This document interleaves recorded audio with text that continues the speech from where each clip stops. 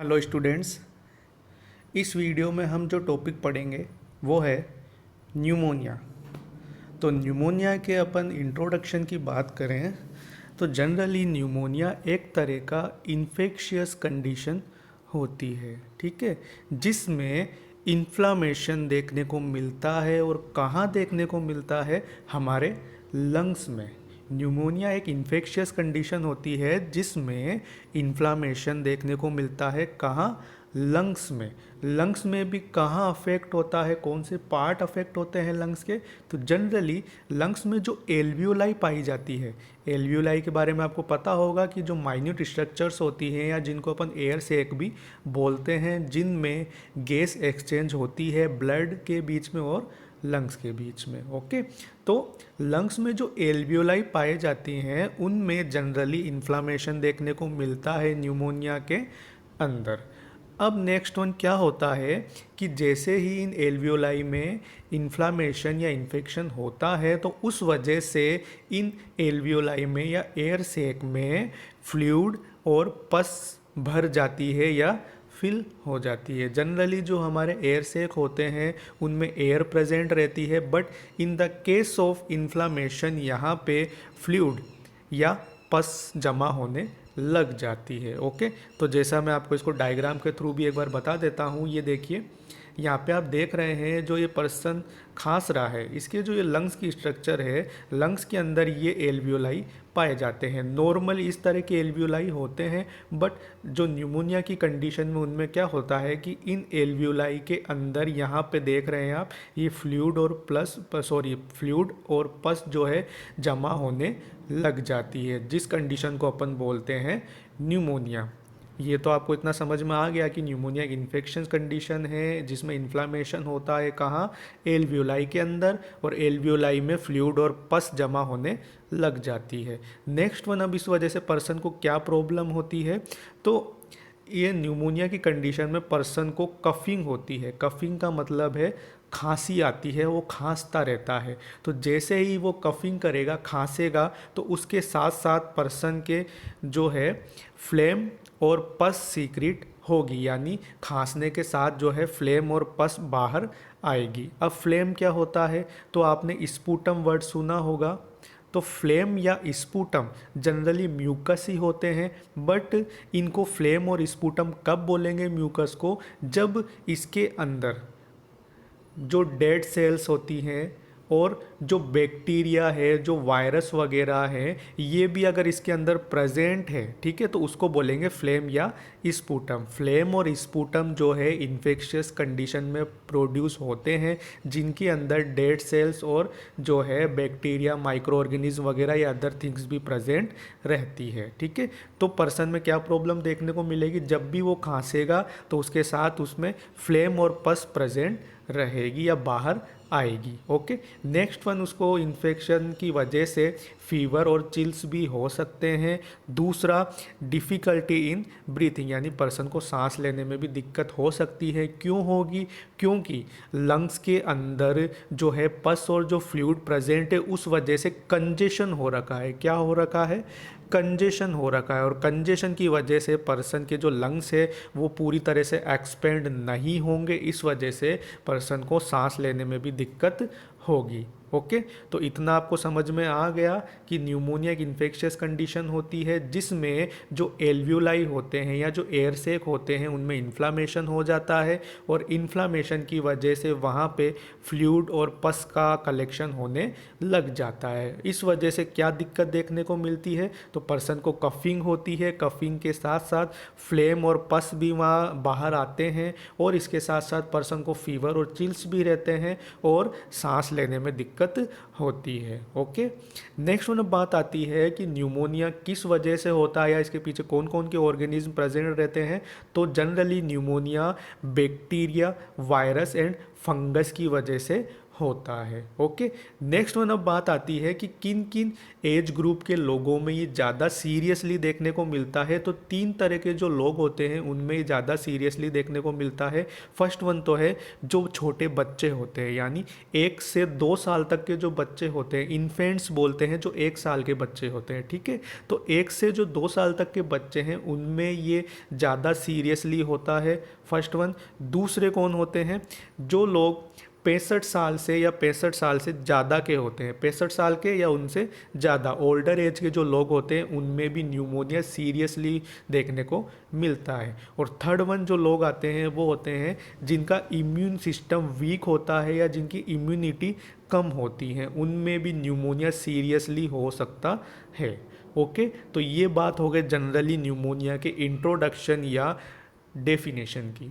Next one अब बात करें अपन इसकी कोजेज़ या रिस्क फैक्टर्स की। तो जनरली जैसा मैंने आपको बताया न्यूमोनिया क्यों होता है, बैक्टीरिया, वायरस और फंगस की वजह से होता है। अब इसके जो टाइप्स हैं, ठीक है, न्यूमोनिया के कुछ टाइप्स भी होते हैं। तो मैं आपको न्यूमोनिया के टाइप्स और कोजेज़ दोनों को एक साथ एक्सप्लेन करूंगा। तो सबसे पहले अपन बात कर लेते हैं इसके टाइप्स की। तो न्यूमोनिया को डिफरेंट टाइप्स में क्लासीफाई किया गया है, जिसमें से फर्स्ट वन टाइप आता है कम्युनिटी एक्वायर्ड न्यूमोनिया, ठीक है। यहाँ पे आप वर्ड देख रहे हैं कम्युनिटी, कम्युनिटी बोलते हैं हमारा जो नॉर्मल हम जिस कम्युनिटी में रहते हैं, सोसाइटी में रहते हैं।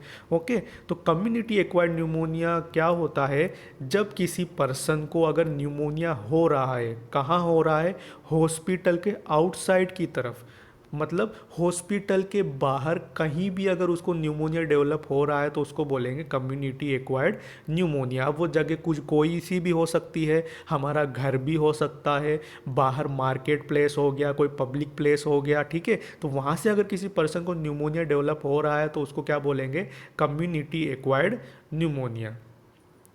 अब जो इसकी कॉजेज़ आती है, यानी कि न्यूमोनिया की कौन कौन सी कॉजेज़ होती है, तो इसमें मोस्ट कॉमन कॉज होती है बैक्टीरिया।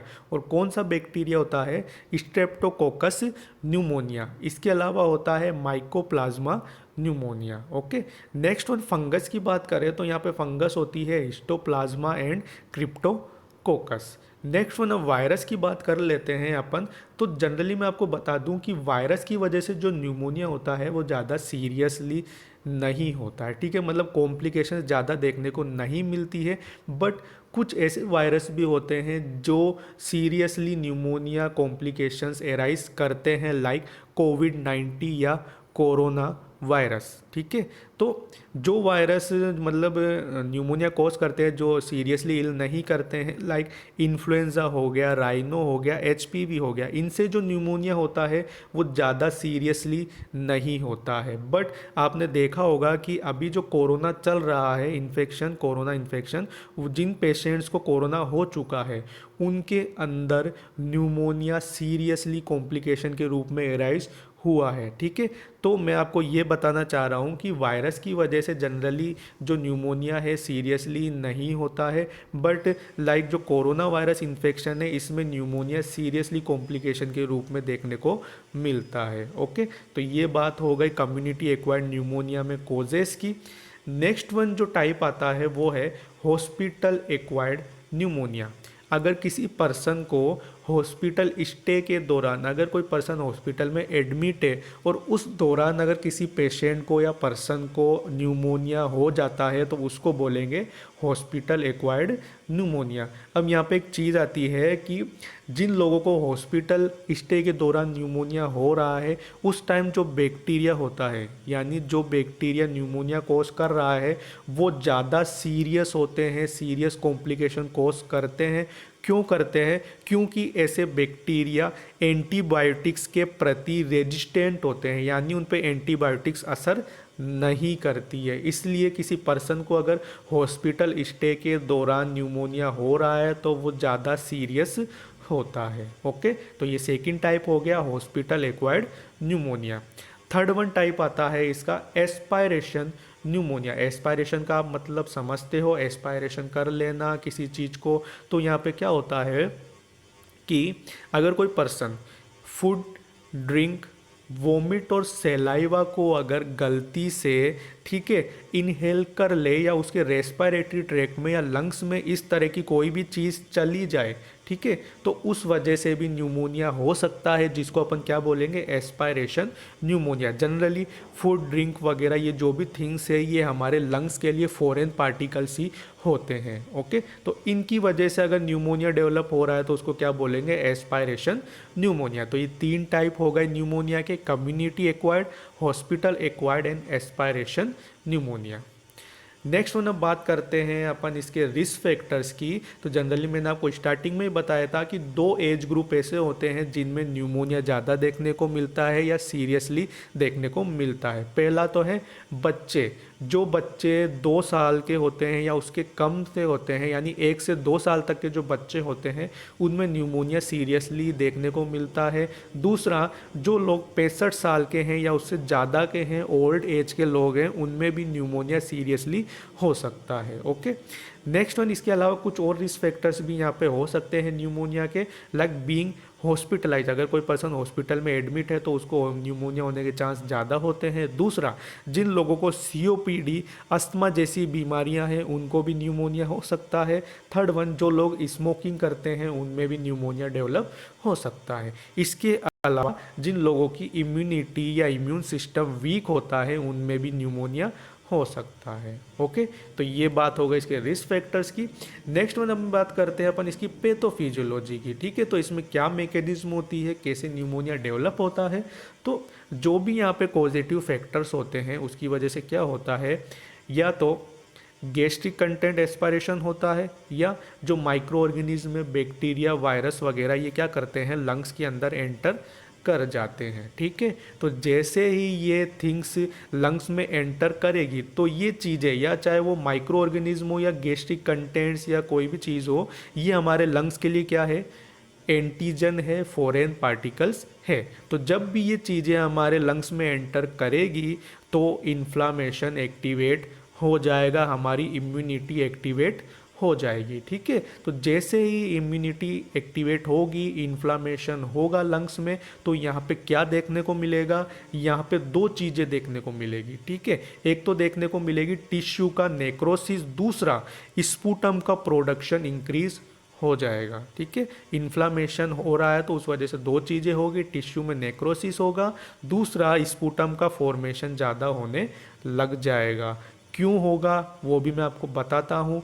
टिश्यू नेक्रोसिस क्यों होगा, तो आप उन लोगों ने पढ़ा होगा कि जब भी इन्फ्लामेशन होता है तो जहाँ पे इन्फेक्शन हुआ है या इन्फ्लामेशन हुआ है वहाँ पे WBCs आती है, लाइक जो न्यूट्रोफिल्स है या मैक्रोफेजेज है। ठीक है, ये जो सेल्स है वहाँ पे आती है, और जो मैक्रोफेजेज है ये क्या करती है, वहाँ पे पुट्रीफेक्शन करती है। पुट्रीफेक्शन वर्ड आपने सुना होगा। पुट्रीफेक्शन प्रोसेस होती है जिसमें मैक्रोफेजेस क्या करती है कि जहाँ पे इन्फ्लामेशन हुआ है, इन्फेक्शन प्रेजेंट है, वहाँ के सारे टिश्यू को ये क्या करती है, जला देती है, डिस्ट्रॉय कर देती है। ठीक है, तो जैसे ही यहाँ पे पुट्रीफेक्शन होगा, मैक्रोफेजेस आएगी और यहाँ के जो टिश्यूज़ है, माइक्रो ऑर्गेनिज्म जो यहाँ प्रेजेंट है उनको डिस्ट्रॉय करेगी। ठीक है, तो उस वजह से यहाँ पे टिश्यू में नेक्रोसिस हो जाएगा, यानी वहाँ के जो टिश्यूज़ है, सेल्स है, उनकी डेथ हो जाएगी। ठीक है, यहाँ तक आपको समझ में आ गया। अब दूसरी क्या होगी, जैसे इन्फ्लामेशन होगा लंग्स में तो जो म्यूकस है या जो स्पूटम है उसका फॉर्मेशन ज़्यादा होने लग जाएगा, जो कि एक नॉर्मल प्रोसेस है इन्फ्लामेशन होने के बाद में। ठीक है, तो जैसे इन्फ्लामेशन हुआ, नेक्रोसिस हुआ और प्रोडक्शन हुआ स्पूटम का ज़्यादा, अब क्या होगा, यहाँ पे जो टिश्यू नेक्रोसिस हुआ, ठीक है, जो सेल की डेथ हुई, माइक्रो ऑर्गेनिज्म की डेथ हुई, तो उसके बाद में क्या होगा, पस का फॉर्मेशन होगा। जैसा आपको पता है इन्फ्लामेशन का एंड रिजल्ट क्या होता है, पस बनती है। ठीक है, जिस पस के अंदर डेड सेल्स भी होती है, माइक्रो ऑर्गेनिज्म वगैरह भी होते हैं। ठीक है, तो यहाँ पे अब पस बनेगी, दूसरा फ्लूइड बनेगा। जो यहाँ पे स्पूटम का नॉर्मल प्रोडक्शन या एबनॉर्मल प्रोडक्शन हो रहा है उस वजह से फ्लूइड का लेवल भी बढ़ जाएगा, और क्या कंडीशन देखने को मिलेगी, कंजेशन देखने को मिलेगा। जैसा मैंने आपको स्टार्टिंग में बताया था कि जो एल्वियोलाइज होती हैं उनमें क्या होता है, पस और फ्लूइड बनने की वजह से कंजेशन हो जाता है, लंग्स में कंजेशन फॉर्म हो जाता है, जिस कंडीशन को अपन बोलते हैं न्यूमोनिया।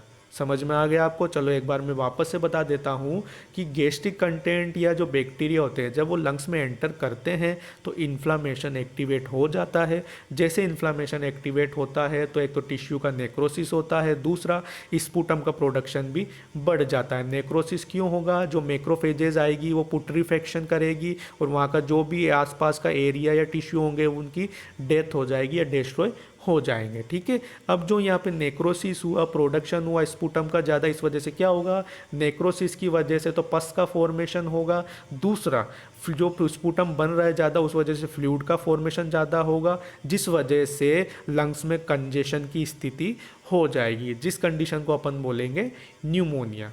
ओके, ये हो गया इसकी पैथोफिजियोलॉजी की बात। आई होप आपको समझ में आ गया होगा। नेक्स्ट वन अब बात करते हैं अपन इसके क्लिनिकल फीचर्स की। तो यहाँ पे आप जो क्लिनिकल फीचर्स देख रहे हैं, फर्स्ट वन, पर्सन में चेस्ट पेन होगा। कब होगा? जब वो पर्सन सांस लेगा, ब्रीथिंग करेगा या कफिंग करेगा, खांसेगा। जब भी पर्सन खांसेगा या ब्रीथिंग करेगा तो उसको चेस्ट पेन होगा कंजेशन की वजह से। दूसरा, जब भी वो खांसेगा या कफिंग करेगा तो उसके साथ उसमें फ्लेम प्रोड्यूस होगा या फ्लेम या स्पूटम बाहर आएगा। नेक्स्ट वन, पर्सन को फैटिगनेस रहेगी यानी थकान रहेगी ऑक्सीजन की कमी की वजह से। नेक्स्ट वन यहाँ पे डिस्निया हो सकता है यानी ब्रीथिंग डिफिकल्टी रहेगी। नेक्स्ट वन यहाँ पे पर्सन को फीवर, स्वेटिंग और शेकिंग चिल्स भी हो सकती है जो कि एक इन्फ्लामेशन इन्फेक्शन का नॉर्मल साइन है।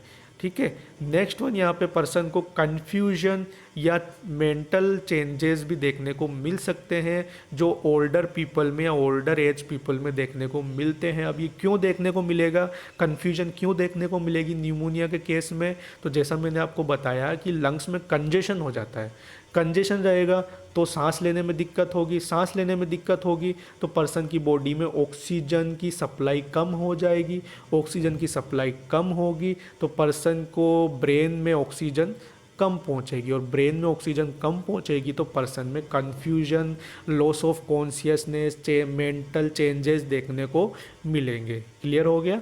नेक्स्ट वन, पर्सन में नोजिया एंड वोमिटिंग भी देखने को मिल सकती है। ओके, नेक्स्ट वन अब बात करते हैं अपन इसके डायग्नोसिस की। तो यहाँ पे पर्सन के हिस्ट्री कलेक्ट करेंगे अपन, present, past, family and medical history, उसके बाद फिजिकल एग्जामिनेशन करेंगे। नेक्स्ट वन यहाँ पे चेस्ट एक्सरे भी कर सकते हैं, ब्लड टेस्ट यहाँ पे कर सकते हैं बट ये एक स्पेसिफिक टेस्ट नहीं है। जनरली ब्लड टेस्ट में क्या देखेंगे? एक तो देखेंगे कि कौन सा माइक्रो ऑर्गेनिज्म प्रेजेंट है, दूसरा जो WBC है उसका काउंट देखेंगे तो जनरली WBC का काउंट बढ़ा हुआ रहेगा। नेक्स्ट वन यहाँ पे स्पूटम टेस्ट भी कर सकते हैं जो कि स्पेसिफिक टेस्ट है। इसमें पेशेंट का स्पूटम का सैंपल लेंगे और उसमें चेक करेंगे कि कौन सा माइक्रो ऑर्गेनिज्म प्रेजेंट है। ओके, नेक्स्ट वन यहाँ पे पल्स ऑक्सीमेट्री कर सकते हैं। क्यों करते हैं? ऑक्सीजन सेचुरेशन का पता लगाने के लिए, यानी बॉडी टिश्यूज़ को कितनी ऑक्सीजन मिल रही है। नेक्स्ट वन यहाँ पे प्लूरल फ्लूइड का कल्चर भी करा सकते हैं। अगर ऊपर के जो भी डायग्नोसिस मैंने आपको बताया ये वर्क नहीं कर रहे हैं तो क्या करना पड़ता है? पर्सन का जो प्लूरल स्पेस है वहाँ पे जो प्लूरल फ्लूइड प्रेजेंट रहता है उसको एस्पायरेट करके उसका कल्चर करवाते हैं जिसमें माइक्रो ऑर्गेनिज्म का पता चल सकता है। ओके, ये कब करेंगे? जब ऊपर वाले टेस्ट काम नहीं आ रहे हैं। ठीक है, नेक्स्ट वन यहाँ पे ब्रोंकोस्कोपी भी कर सकते हैं। ब्रोंकोस्कोपी एक तरह की एंडोस्कोपी होती है जिसमें लंग्स का विजुअलाइजेशन किया जाता है। ओके, तो ये बात हो गई इसके डायग्नोसिस की। नेक्स्ट वन अब आ जाते हैं अपन इसके मैनेजमेंट पे। तो यहाँ पे जो मेडिकल मैनेजमेंट की अपन बात कर लेते हैं तो न्यूमोनिया का जो मेडिकल मैनेजमेंट है ये डिपेंड करता है कि इसकी कॉज कौन सी है, यानी किस वजह से न्यूमोनिया पेशेंट को हुआ है। अगर बैक्टीरिया की वजह से हुआ है तो पर्सन को एंटीबायोटिक्स देंगे, जो भी एंटीबायोटिक्स यहाँ पे लिखी हुई है इनमें से एंटीबायोटिक्स दे सकते हैं। नेक्स्ट वन यहाँ पे अगर वायरल इन्फेक्शन की वजह से हुआ है तो ये एंटीवायरल ड्रग्स पेशेंट को दे सकते हैं। ओके, नेक्स्ट वन अगर यहाँ पे फंगल इन्फेक्शन की वजह से हुआ है तो इस तरह की जो फंगल एंटी फंगल ड्रग्स है ये पेशेंट को दे सकते हैं। नेक्स्ट वन यहाँ पे और क्या क्या ड्रग्स दे सकते हैं इसके अलावा? तो पेशेंट को कफ मेडिसिन दे सकते हैं जो पर्सन को खांसी में या कफिंग में रिलीव देती है। ओके, जो ये ड्रग्स देख रहे हैं इस तरह की ड्रग्स जो है कफ मेडिसिन पेशेंट को दे सकते हैं। नेक्स्ट वन इसके बाद और ड्रग्स इसमें आती है लाइक फीवर रेड्यूसर्स जो होती है, जो एंटीपायरेटिक ड्रग्स होती है या जो एनाल्जेसिक्स होती है, ये भी पेशेंट को दे सकते हैं फीवर को कम करने के लिए, पेन को कम करने के लिए। ओके, ये बात हो गई इसके मेडिकल मैनेजमेंट की। नेक्स्ट वन अब बात करते हैं अपन इसके हॉस्पिटलाइजेशन की। अगर न्यूमोनिया किसी पेशेंट को सीरियसली हो जाता है यानी कॉम्प्लिकेशंस ज़्यादा हो जाती है तो उसको हॉस्पिटलाइज करने की सिचुएशन आ जाती है, यानी उसको हॉस्पिटल में एडमिट करना पड़ता है। तो ऐसे पेशेंट को क्या क्या ट्रीटमेंट देना पड़ता है अगर सीरियस सिम्टम है या कॉम्प्लिकेशंस ज़्यादा है? तो पेशेंट को जो एंटीबायोटिक्स है वो आईवी रूट से देनी पड़ती है। दूसरा, ऑक्सीजन थेरेपी भी देनी पड़ती है क्योंकि पर्सन को ऑक्सीजन कम मिल रही है कंजेशन की वजह से। ठीक है, नेक्स्ट वन इसके बाद बात करें इसके प्रिवेंशन की, तो यहाँ पे 2 तरह की वैक्सीन जो है पेशेंट को लगाई जाती है न्यूमोनिया को रोकने के लिए। एक तो आती है प्रेवनार 13, एक आती है न्यूमोवैक्स 23। यहाँ पे जो ये नंबर दिए गए हैं ये इंडिकेट करते हैं बैक्टीरियाज को। मीन ये जो है ये वाली जो वैक्सीन है ये 13 तरह के बैक्टीरिया के अगेंस्ट काम करती है या इफ़ेक्टिव है, और ये वाली जो वैक्सीन है ये 23 तरह के बैक्टीरिया के अगेंस्ट इफ़ेक्टिव है। ओके, तो ये 2 तरह की वैक्सीन है जो न्यूमोनिया को प्रिवेंट करने के लिए दी जाती है, प्रेवनार एंड न्यूमोवैक्स। अब बात कर लेते हैं अपन इसके नर्सिंग मैनेजमेंट की कि इसका नर्सिंग मैनेजमेंट क्या होगा। तो यहाँ पे आप देख रहे हैं फर्स्ट वन इसके डायग्नोसिस। तो न्यूमोनिया के जो डायग्नोसिस बनते हैं, फर्स्ट वन है ineffective airway clearance. Airway clear नहीं रहेगा, क्यों नहीं रहेगा? क्योंकि स्पूटम का प्रोडक्शन ज़्यादा हो रहा है। दूसरा डायग्नोसिस बनता है इम्पेयर्ड गैस एक्सचेंज, यानी जो गैस का एक्सचेंज है वो भी कम हो रहा है क्योंकि एल्वियोलाई वगैरह में इन्फ्लामेशन प्रेजेंट है। Third one ineffective breathing pattern, यानी पर्सन का जो ब्रीथिंग पैटर्न रहेगा वो इनइफेक्टिव रहेगा। क्यों रहेगा? क्योंकि लंग्स में एक्सपेंशन नहीं हो रहा है इन्फ्लामेशन की वजह से। नेक्स्ट वन डायग्नोसिस यहाँ पे बनता है एक्यूट पेन का। क्यों होगा पेन पर्सन को? इन्फ्लामेशन की वजह से। नेक्स्ट वन क्या डायग्नोसिस बनेगा? एक्टिविटी इनटॉलरेंस, यानी पर्सन को काम करने में दिक्कत होगी। क्यों होगी? क्योंकि पर्सन की बॉडी को ऑक्सीजन नहीं मिल रही है, टिश्यूज़ को ऑक्सीजन नहीं मिल रही है। ठीक है, अब ये जो डायग्नोसिस बनते हैं इनके लिए क्या क्या इंटरवेंशंस देंगे या नर्सिंग केयर प्रोवाइड करेंगे? तो सबसे फर्स्ट वन है पर्सन की जो रेस्पायरेशन है उसकी रेट, रिदम और डेप्थ को एसेस करना है। सेकंड वन, जो स्पूटम पेशेंट बाहर निकाल रहा है कफिंग करके, उसका कलर, विस्कोसिटी एंड ऑर्डर को एसेस करना है, ऑब्जर्व करना है। नेक्स्ट वन, पेशेंट का जो हाइड्रेशन स्टेटस है उसको भी एसेस करना है। नेक्स्ट वन, पेशेंट को डीप ब्रीथिंग एक्सरसाइज करने के लिए बोलना है, उसको असिस्ट करना है डीप ब्रीथिंग एक्सरसाइज में। इससे क्या होगा? पर्सन जितनी डीप ब्रीथ करेगा उसको ऑक्सीजन उतनी ही ज़्यादा मिलेगी। नेक्स्ट वन, पर्सन को वो मेडिकेशंस प्रोवाइड करनी है जो उसको प्रिस्क्राइब की गई है। नेक्स्ट वन, पेशेंट की जो स्किन है या जो म्यूकस मेम्ब्रेन है उसका कलर ऑब्जर्व करना है, एसेस करना है। क्यों करना है? साइनोसिस का पता लगाने के लिए। साइनोसिस कब डेवलप होता है? जब पेशेंट किसी पर्सन की बॉडी में ऑक्सीजन की कमी रहती है। ठीक है, तो इसको एसेस करने के लिए पर्सन की स्किन और म्यूकस मेम्ब्रेन को देखना है। नेक्स्ट वन क्या करना है? पेशेंट के mental status, sorry 1 second,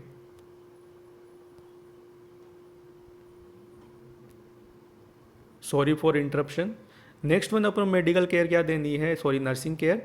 next one, person का जो है मेंटल स्टेटस चेक करना है, उसकी कॉन्शियसनेस में अगर चेंजेस हो रहे हैं तो उसको भी एसेस करना है। नेक्स्ट वन, पेशेंट की एंजाइटी लेवल को भी एसेस करते रहना है और उसके अकॉर्डिंग उसको रीएश्योरेंस हेल्थ एजुकेशन प्रोवाइड करनी है। नेक्स्ट वन, पेशेंट की हार्ट रेट और ब्लड प्रेशर को भी मॉनिटर करते रहना है, टेम्परेचर को भी मॉनिटर करते रहना है और ज़्यादा से ज़्यादा हो सके पेशेंट को बेड रेस्ट प्रोवाइड करना है ताकि ऑक्सीजन की डिमांड कम हो और पेशेंट को सांस लेने में भी प्रॉब्लम ना हो। नेक्स्ट वन, पेशेंट को ऐसा एनवायरनमेंट प्रोवाइड कराना है जो क्वाइट हो, बिल्कुल शांत हो, ताकि उसको रेस्ट मिल सके। नेक्स्ट वन, पेशेंट को असिस्ट करना है सेल्फ केयर एक्टिविटीज़ में। ओके। और लास्ट वन, जब पेशेंट डिस्चार्ज होता है तो उसको एडवाइस देनी है फॉलोअप केयर के लिए कि आप टाइम टू टाइम हॉस्पिटल आते रहें और अपना चेकअप करवाते रहें। ओके। तो ये बात हो गई इसके नर्सिंग मैनेजमेंट की, और ये टॉपिक भी कंप्लीट हो गया और आई होप आपको समझ में आ गया होगा। फिर भी अगर कोई दिक्कत हो तो आप मुझे कमेंट करके पूछ लीजिए। Thank you.